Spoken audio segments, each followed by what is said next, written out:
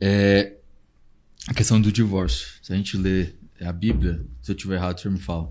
Você tem duas questões sobre o divórcio, né? Que é a traição e o abandono. Tá correto? A igreja pode... A pessoa que está lá pode separar, pode casar de novo? Não, a primeira pergunta é perguntar por que Jesus falou aquilo. Ele está falando de Moisés, né? Quando ele está citando isso. Não, ele está falando de Hillel e Shammai. Uhum. Era no contexto. Uhum. Aquilo Jesus... Por que Jesus não falou de gay? É porque não tinha? Judeu da bunda também. Tá cheio de judeu. A segunda maior parada gay do mundo é em Tel Aviv, em Israel, cara. Então, sempre houve de tudo. Em todos os lugares.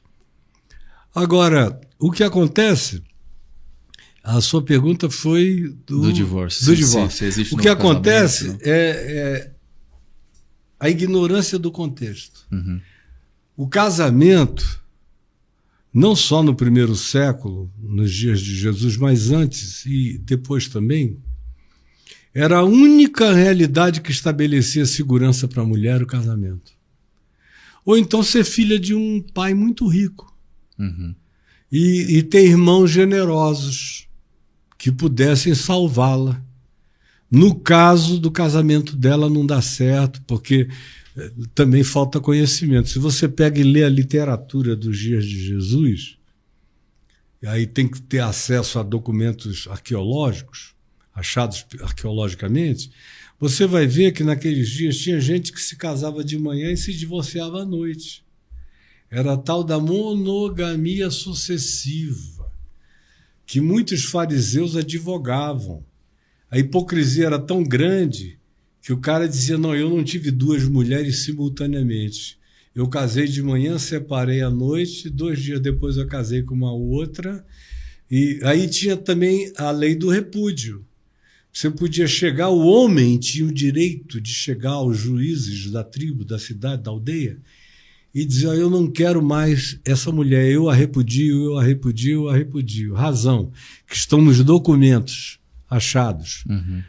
A unha dela do pé direito do dedão é rachada. Falta um dente lá atrás na boca da mulher. Uhum. Então eu estou devolvendo, assim como quem devolve uma égua, um bicho qualquer, porque o casco não é bom. Eu estou devolvendo porque não gostei disso. Meti e não gostei. Então, eu repudio. Aí a mulher virava alguém que carregava o karma judaico sobre a mulher é mais poderoso do que a maioria dos karmas indianos, da lei do karma. Vou te dizer. Era um absurdo. A mulher não tinha mais direito a nada.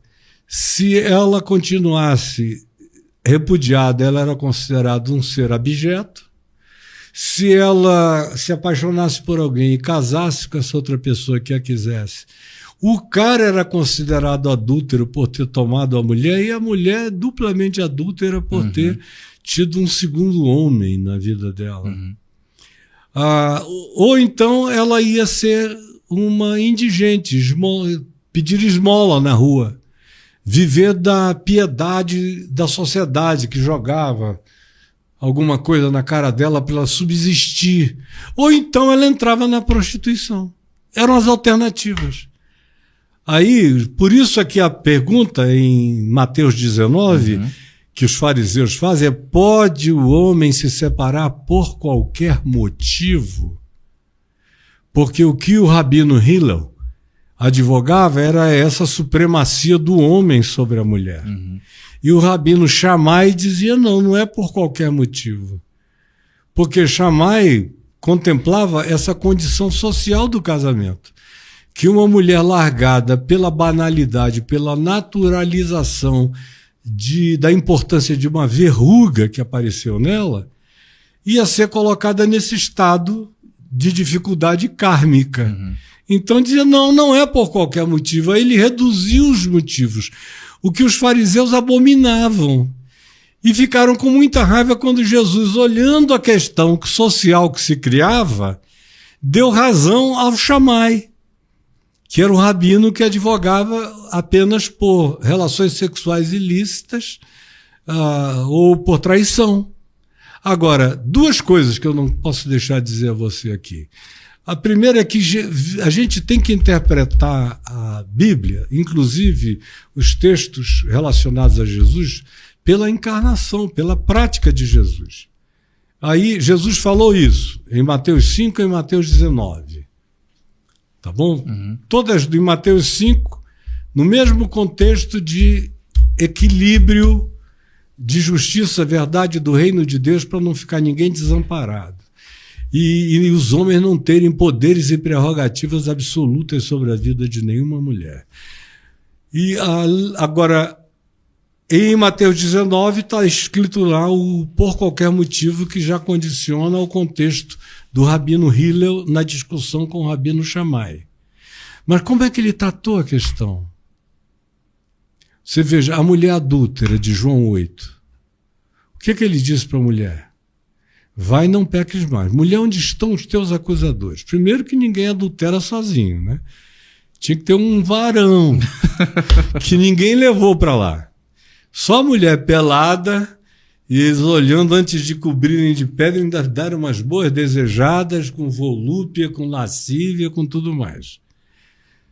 Vai, não peques mais, no sentido de que não traias mais, não pratique a traição. Traição mata, faz mal para a gente, adoece o ser, o caráter. Uhum. Não faça isso. Agora, outro caso, que é o mais exemplar de todos, está em João também no capítulo 4, a mulher samaritana. Aquela ali tinha casado 5 vezes. Jesus é que diz, pois 5 maridos já tiveste. E este que agora tens não é teu marido. Você está dormindo com ele há pouco tempo. Mas vai e chama ele para vir. E aí ela foi, e o texto é sutil, mas é bem claro, em João 4. E ela foi e disse e contou para todos os homens de Siquém sobre Jesus. Ele me disse tudo a respeito da minha vida. Ele sabe de ti também. Vamos ouvi-lo. Aí foi todo mundo ouvir, inclusive o cara com quem ela estava dormindo, com quem estava morando. E aí e o texto de João diz que Jesus ficou na casa dela com aquele cara mais 2 dias. Então como é que Jesus tratou quem teve esse problema de infelicidade histórica? Que não deu certo na primeira, nem na segunda, nem na terceira, nem na quarta, nem na quinta. Que era o caso dela. E agora estava numa 6ª, arranjado.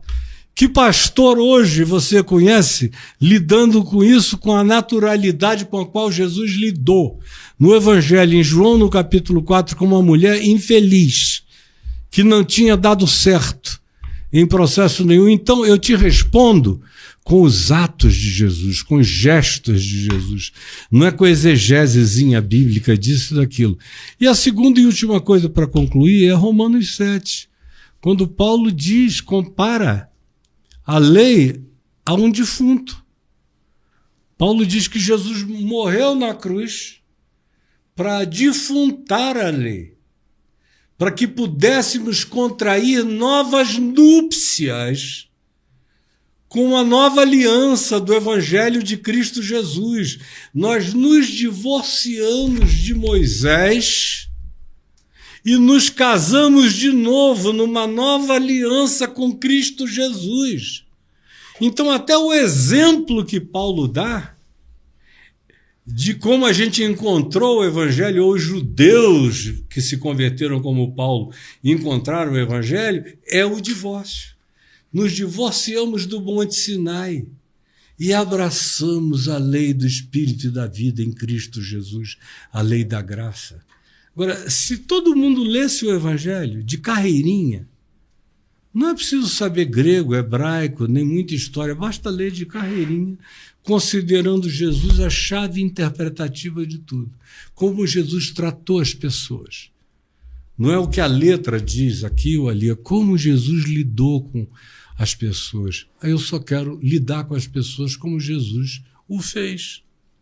Aí acaba toda essa palhaçada. acerca da qual eu estou falando sozinho desde antes de haver lei do divórcio no Brasil. Em 1978, o senador Nelson Carneiro, que era espírita, propôs a lei do divórcio aqui no Congresso Nacional. E eu morava e era pastor em Manaus. Eu era o único pastor na cidade que concordava.